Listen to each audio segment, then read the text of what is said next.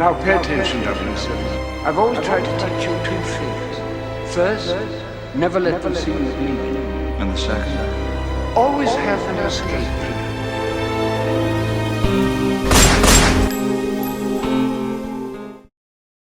What's going on, everybody? Christopher Morales here, that one Bond guy, and we are going to start a brand new series. I'm actually going to be joined here with my roommate. We met, this is the first semester of college here, and I'm super excited to have him on.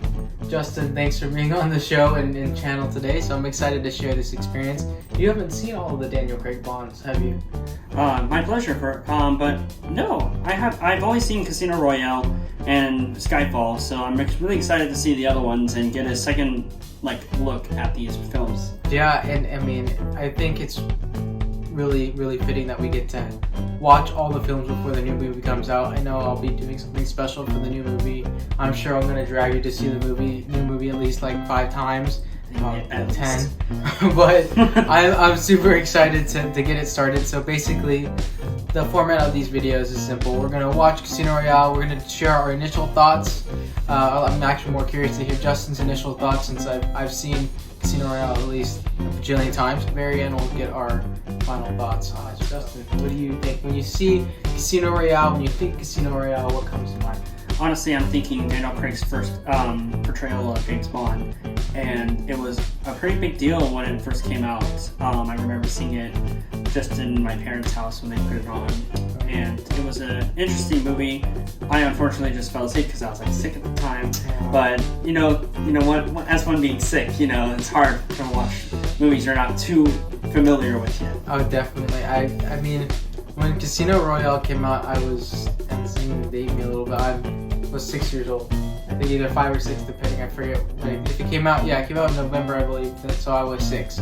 So I was definitely way too young to be probably watching this kind of stuff, but I do remember seeing the trailers on TV every morning during breakfast. There's commercials, and just hanging out with my parents on TV, I would recognize seeing the cars, the 007 logo, a guy dressed up in a tuxedo. So I definitely remember that. And just kind of seeing it now as I'm older, it kind of is awesome because you get to see, Daniel Craig then, and then now you get to see him getting ready for his final movie, which, as I think about it, I basically grew up with Daniel Craig because he started in 2006 and his last movie is in 2021, which should have been in 2019, but that's besides the point. And so I'm 21 now, so I've definitely grown with Daniel Craig, so it definitely is going to be very cool to see it all from Casino to No Time to Die. So I'm excited to jump in. Dude, I'm looking forward to it. Let's get going. Such a waste.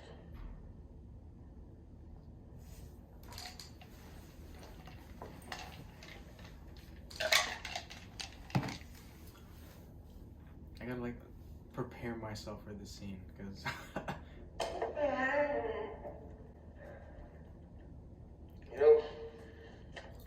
if you think about it though, that's some really good acting because he has to pretend, he has to imagine the hurt. He's not actually getting hit. And of course, it's not only the immediate end. The only question remains. Will you yield in time? I want the money. Everyone's gonna be what's going on in there? I just realized that. Miss Lynn will give me the account number. Absolutely. Yeah, we have very thin walls, so sorry, Rick.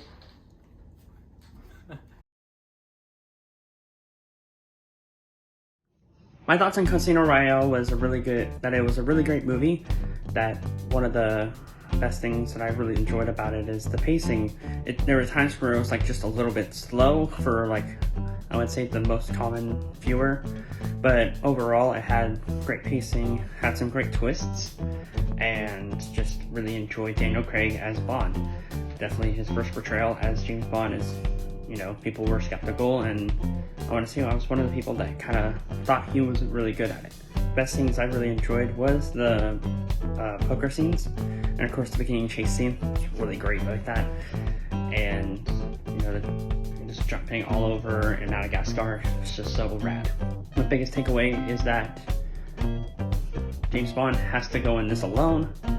He really doesn't have anyone to really rely on except for just the mission, and that he should always second guess everyone he encounters for stuff like this. But thank you, Chris, for letting me come and watch the movies with you, and I can't wait for the next one.